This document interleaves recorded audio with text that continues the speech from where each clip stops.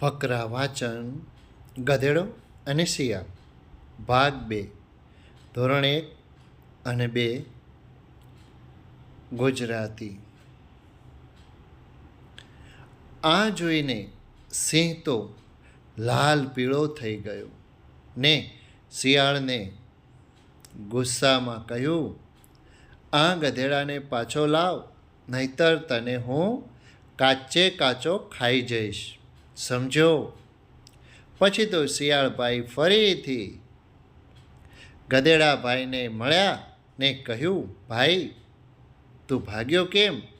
રાજાજી તને મારવા નથી માગતા, તે તો તને એમના સલાહકાર બનાવવા માંગે છે.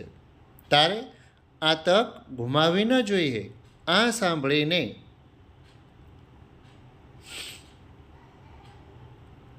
ગધેડો ફરીથી સિંહની ગુફા પાસે આવ્યો અને સિંહે તેના પર હુમલો કરી તેને મારી નાખ્યો અને પછી તેને ખાવા લાગ્યો.